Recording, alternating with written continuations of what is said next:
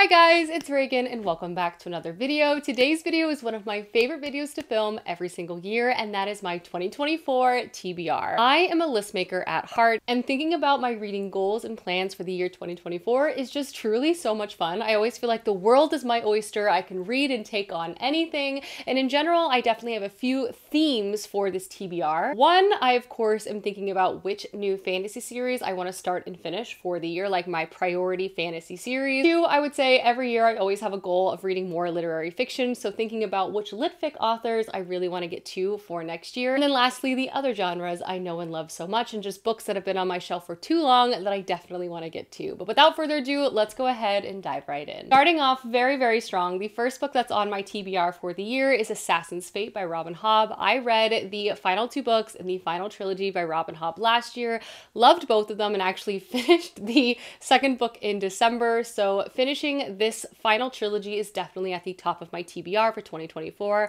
I do not want to wait too long before finishing this book. That being said though, it is very long and very emotionally draining, and I'm not quite sure I'm ready to see how this series is going to completely wrap up with Fitz and the Fool, but I also know I'm ready to take it on, and I am really excited to see how the story is going to progress, because the second book, just like the first book, ended in a rather explosive fashion. Obviously, Robin Hobb is one of my all-time favorite fantasy writers, and her Realm of the Elderling series has been a journey I've been on now for many years, and a journey I will cherish for the rest of my life. This particular trilogy follows our main character Fitz, who we know very well since the very first trilogy, the Farseer trilogy. We've seen him grow up, we've seen him take on so many different obstacles and challenges, and also just contemplate his feelings very deeply. This final trilogy has truly been a delight to read, not only closing up some very important circles, but also opening up some storylines I was not expecting but have truly enjoyed immensely. I'm sad to have my Robin Hobb chapter come to an end, but I do have quite a few fantasy series I'm looking forward to starting,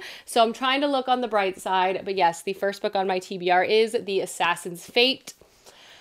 And speaking of fantasy series I really want to start this year, the first is the Dandelline Dynasty by Ken Liu. I really want to dive headfirst in Ken Liu's writing for 2024. I definitely would say he's a priority author for me, not only in his works, but also in his translated works too. He's all over the place, and the fact that I have not read a book by him, I just feel like is criminal. I've also heard so many fantastic things about this series, and often how it's described, it just feels like something I would really enjoy. A lot of people frame this first book as like an epic of historical scale, like giving us kind of an overview and history of the world we are finding ourselves in, and then the series itself breaks open with more specific characters in books 2 and 3.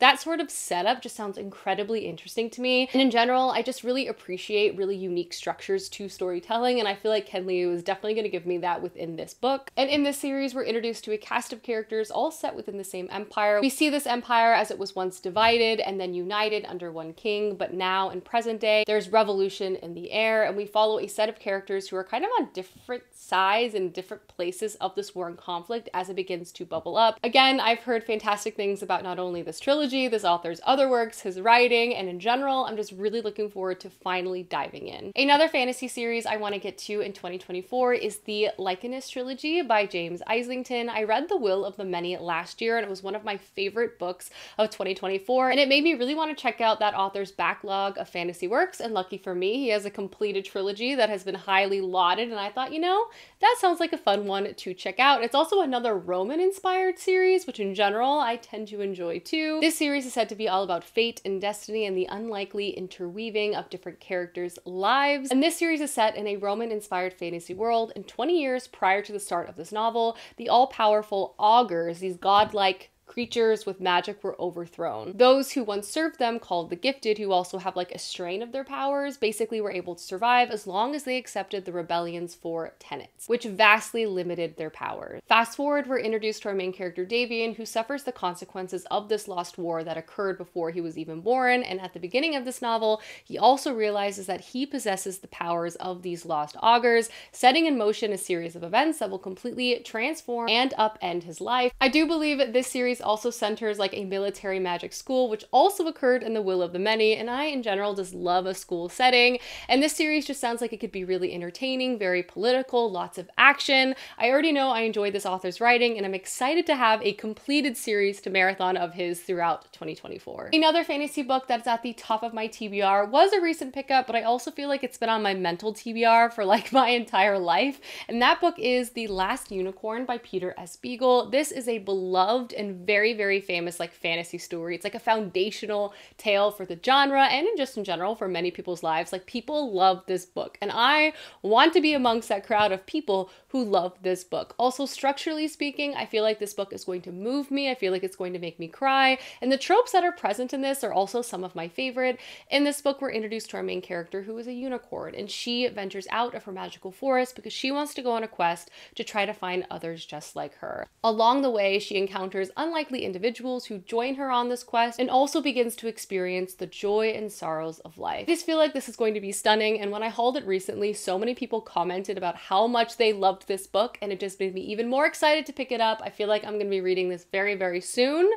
And I definitely also feel like I'm going to watch like the movie adaptation of this. It's going to be great. Next up, I have a few sequels of some series I also want to wrap up in the year 2024. First is Ancillary Sword by Ann Leckie. I read Ancillary Justice near the tail end of last year and loved it. I was mesmerized by the plot, the concepts, the characters, everything about it was just so unbelievably good. And I've heard the series only gets better and better book over book. I also want to make sure I continue to read it over the next couple months before I begin to forget the details, which I unfortunately let happen more often than I should. Ancillary Sword, again, is a sequel to Ancillary Justice, which literally has won like every fantasy and sci-fi award, and it also blew my mind. In it, we're introduced to our main character, Breck, who at the beginning of the book we find on a desolate, icy planet, and she is kind of at the end of her quest of revenge. We don't really know what that quest is, who Breck is, but slowly throughout the story, we begin to piece things together. Breck was once known as the Justice of Torn, which is an all-knowing AI-generated spaceship, and she existed as the spaceship for thousands of years. As a spaceship, she also existed through individuals called ancillaries, which was a collection of 20 bodies all connected through consciousness. And so she existed through like many different points of views at once. However, in the present, Breck is a lone individual, and we don't really know how or why she was severed from this collective experience that she existed in for thousands of years. But slowly, again, we begin to piece this story together. We understand why Breck is out for revenge, and we are also in her past existing as the Justice of Torn, as well as we begin to understand the politics of this world and universe, and it is breathtaking. The plot is absolutely fascinating. Breck as a main character roots this story so well, and just the writing and the concepts that the author includes in this is exceptional. Again, I clearly love book one very, very much, so I wanted to continue on with my read of this series as well. The next book that's on my TBR for this year is Parable of Talents by Octavia E. Butler. I read Parable of the Sower a few years ago and loved it as much as it also horrified me, and it made my favorite books of the year at the time I read it, so I definitely want to make sure I'm wrapping up this series with the sequel. But this series is set in a near future America setting post a climate crisis, sort of destroyed society, government, and just normal life as we know it. In it, we're introduced to our main character, Lauren, and at the beginning of book one, she's a teenager living in an isolated community with her family and the others around her, all working together for their survival. And Lauren herself has a secret, and that is that she has hyper empathy, and in a world where any weakness can lead to death, she has to keep this reality hidden. This story is sort of written like Lauren's diary. Throughout the first novel, we're not only getting to know her life, her feelings, her thoughts, but we're also following Lauren's chronicling of what happens to her family and her community given this new reality they're all living in, and also Lauren's inevitable leaving of this community as she begins to not only seek out her new philosophy, her new religion, but hopefully a new place to call home that's safer. In this second novel, I believe we continue to expand on Lauren's philosophy and religion better suited for this new world we find ourselves in, and I just feel like Octavia E. Butler walks this fantastic line with calling true a very clear reality that could very much happen, but also provide so much to contemplate on and hope for the future as well. I really, really loved the first one so much, so I definitely want to get to the second one soon. Then we have Yumi and the Nightmare Painter by Brandon Sanderson. This is one of Brandon Sanderson's secret novel releases for 2023. I was really on top of things with the first two books. I read Tress of the Emerald Sea and The Frugal Wizard's Guide to Surviving Medieval England, basically right when they came out, but something happened in the back half of the year where the next two releases I completely let slide, and I don't want to fall too far behind, especially because Brandon Sanderson just releases a lot of books. And so I feel like if I start to fall behind, I will never catch up ever again. So with that in mind, I definitely want to check out this particular novel. I've also seen it grace a lot of favorites lists this year, which made me super intrigued, especially because I love Tress and that was on my favorites list, but I was really disappointed with the second project, so I wasn't sure how the rest of the projects were going to go, but seeing such a positive reception about this book made me really want to prioritize this read for the new year. The synopsis of this book is also incredibly vague, which actually intrigues me even more, but in this story we're introduced to Yumi and the painter, and their lives become intertwined in very unexpected ways. Yumi is from a land of gardens, meditation, and peace, where the painter is from a land of darkness and technology, and somehow I think through art they become connected. The other super exciting thing about this book is the stunning illustrations I happen to have in this edition of this book I have. I mean, look at these. And I feel like in combination with a story about art, the art in the book itself, I feel like can only elevate the reading experience overall. Again, people are loving this book and I'm really looking forward to picking it up myself. And as a rule, I typically only include books that already exist on my bookshelf for this video, but I do want to give a quick shout out to Stormlight V. Obviously, I'm gonna read that next year too, and I cannot wait. The next fantasy series, and more so author, I'm really prioritizing for 2024 is Joe Abercrombie. I really enjoy Joe Abercrombie's writing. I love his grim dark worlds, his ruthless writing style, and in general, his cast of characters that are somehow so likable and interesting despite being terrible people. I love the dissonance he makes me feel inside. It's just always such an interesting ride when I pick up a Joe Abercrombie book. Officially speaking, I've read the first Law trilogy and the first standalone novel within his universe. With that in mind, in 2024, I want to complete not only the two remaining standalone novels I have, but I also hope to start The Age of Madness by this author. I really don't want to look into too much of the synopsis of this, but I do believe it's set in the same world, and we also follow a cast of characters that are connected to the first Law characters in various ways and fashions. But because I have not read the two remaining standalone books yet, I don't want to read into this too much. But all that to say is Joe Abercrombie is definitely one of my priority authors for 2024. I hope to read at least like 3 or 4 of his books next year, but we shall see. Quick intermission from all of the fantasy sci-fi to talk about the lit fic authors I definitely want to get to next year. First and foremost, I feel like I'm kind of dubbing 2024 as my year of Ann Patchett. Ann Patchett is beloved, and so many of her books I already own and are on my shelf, and honestly, I've not read a single one of them, but I also feel like she's an author I'm going to enjoy so much. With that in mind, I have 2 books by Ann Patchett on this TBR that I hope to get to next year, but truthfully, I'm really hoping I get to even more than just these 2 because she does have many books out to explore, and all of the audiobooks are apparently incredible, and she really pulls some famous actors to read them, from like Meryl Streep to Tom Hanks, which is also a very exciting thing. The first book by Ann Patchett that's on my TBR is Dutch House, and I believe this follows the lives of 2 siblings within the same house. Apparently, Ann Patchett is really known for her character writing and the emotional connection she's able to create between different characters. I believe this is a very family-focused story. My good friend Max loves this book, and in general, family sagas really tend to call out to me. I'm just really looking forward to finally dive into Ann Patchett's work and writing. The next Ann Patchett book I really want to get to is Tom Lake. This is her newer release, and I also believe is set during COVID, but in it, we're basically following a mother who lives on like a farm, and she begins to recount to her daughters like the stories of her past. I think it's supposed to center motherhood, but also the fact that mothers tend to be viewed just as mothers to their children and to their partners. So in this story, I believe she's recounting who she was before her children were around, but also to give her children a greater look into who she is now. It just sounds like it's going to be really contemplative and beautiful, and all of my friends who've also picked this book up have also really loved it. But yes, 2024 is hopefully going to be my year of Ann Patchett. I'm really looking forward to picking up some of her books because I truly feel like I'm going to love all of them. Next up, I have The Sentence by Louise Erdrich. This author is incredibly famous. She's won the Pulitzer. All of her books are really beloved, and I have not read a single one of them, and I'm really looking to start in the year 2024, starting with a book I already own and a book that also Clay picked out for me. And in general, I feel like I'm a little behind on my Clay TBR picks, so this is me hoping that I catch up a bit too. But this book sounds incredibly interesting. It starts out on All Souls Day and asks the question, what do we owe the living, to the dead, and to the reader, and to the book? It's set in a small town in a bookstore, and this bookstore is haunted by its most annoying customer. Our main character is a bookseller there who's looking to start a new life for themselves after their incarceration, and it's basically up to them to solve this haunting. Like, why is this ghost here? Said to propel the reader through the narrative. It's rich and contemplative and just full of this author's style and writing. I'm really looking forward to this book. I'm hopeful that I also pick up other books by this author in 2024. If you love this author and have a favorite, do let me know. And then lastly is a book I would have sworn I would have got to last year, but alas, I did not. So I'm carrying it over to my 2024 TBR, and that is The Bee Sting by Paul Murray. This was nominated for the Man Booker Prize, and the synopsis and concept of this book just sounds wacky in all of the ways I love. I love weird literary fiction. I love family sagas, and this seems to be both of those things at once.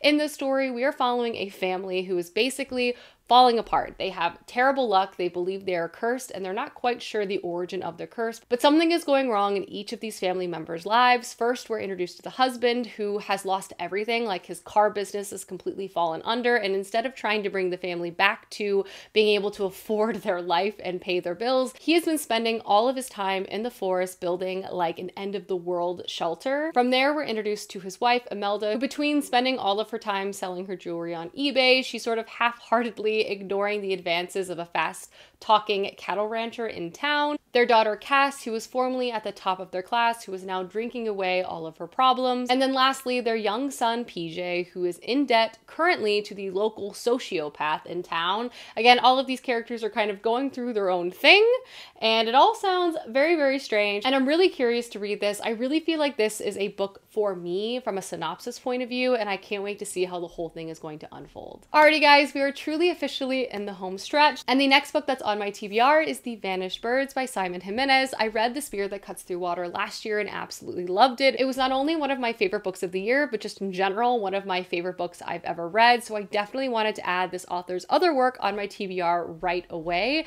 This book is more sci-fi leaning, and in it we're introduced to our main character Nia, and she is a woman living outside of time. For work, she has basically traversed decades of time in a matter of months, and she is currently dealing with that aftermath of knowing and understanding that everyone she knows and loves is now outpaced her in life and might not even be living any longer. Because of this, she's sort of thrown herself headfirst into work, which has sort of put her in this position to begin with, and along the way and during her travels, she actually stumbles upon a lost boy. Bringing this boy in, the only way that he communicates is actually through music on his battered wooden flute. They begin to grow close in an unexpected fashion, and I do believe like a found family component begins to form from there, full of second chances and just life and wandering through the stars. I love Simon Jimenez's writing so much, and I just feel like this book is going to absolutely blow me away. Another sci-fi book I definitely want to get to next year is The Deep Sky by Yumi Kidasai. This was a newer release of last year, and just all of the buzz I heard about it just makes me feel like it's something I would really like. This also sounds like a very intense read, sort of a closed-door murder mystery in space, but like with the dial turned all the way to high. This book is set in the eve of Earth's environmental collapse, and a spaceship has embarked holding Earth's last hope. 80 elite graduates of this program destined to a new world where they will settle there and hopefully like carry on the legacy of Earth. Halfway to their destination though, an event happens resulting in 3 of the graduates dying. And our main character Asuka was the only one to witness this crime, making her sort of the prime suspect on board. Asuka herself already felt sort of like an outcast, as she was the last member picked for this expedition in general. And now that she has a spotlight on her due to this investigation, she's ostracized even further. Determined to figure out what is going on though, Asuka throws herself headfirst to solve this crime. Again, this sounds very, very intense, and I also feel like it's going to contemplate and explore some really interesting topics. I've already heard amazing things about this. It's graced a lot of favorites lists this year, which is always fun to watch. So yeah, I feel like this is going to be great. Next book on my TBR is another sequel I've simply let too long be left unread, and that is Fevered Star by Rebecca Roanhorse. This is a fantasy world inspired by the civilizations of pre-Columbian Americas, and the first one was absolutely amazing and also has a countdown and a pacing to it that makes it impossible to put down. But this series is a multi-POV fantasy world, and we're following a variety of different characters from different backgrounds. One is kind of like a religious prophet that's being transported on a boat of our other main character, who is a ship captain who is often not trusted given her background. And lastly, we also follow a perspective of a religious individual within the city itself. All of these characters are kind of working and striving towards something leading up to a very significant religious moment on the calendar, which is a solstice. Book 1 again was unputdownable, and I need to get to book 2. I'm embarrassed I haven't gotten to book 2, but that's definitely going to happen this year. And then the last book that's on my 2024 TBR is also my last like priority fantasy series I want to start, another carryover from last year, but one I just feel like I'm going to love so much, and that is The Emperor's Blade, which is book 1 to a fantasy series. In this multi-POV fantasy world, it sounds like it's going to be incredibly political and full of so much intrigue. It also centers siblings within a power vacuum and power struggle, which really calls out to me. This series opens up with the Emperor dying, and all of the characters we follow in this book are his children. The first is a son living far away from the Central Kingdom, training as an elite soldier, and while he wishes he could rush back, he also finds himself in the midst of like a military conspiracy. 2 is a daughter that lives within the capital city, and she will do anything she can to figure out what happened to her father, even if it endangers her life. And then lastly, we have the other son who has been living in a very remote monastery, training to be like the leader of this world. And when he is picked up by an emissary from the government, he's not sure who we can trust within this group of people. Again, this just sounds so interesting. I've heard such fantastic things about it, and just in general, based on the setup, it feels like a series I personally would really enjoy. Alrighty guys, those are my 2024 priority reads, my priority TBR. Please let me know down below some books you hope to get to this year, as I would love to know, but I hope you enjoyed this video, and I will see you soon with another one soon. Goodbye!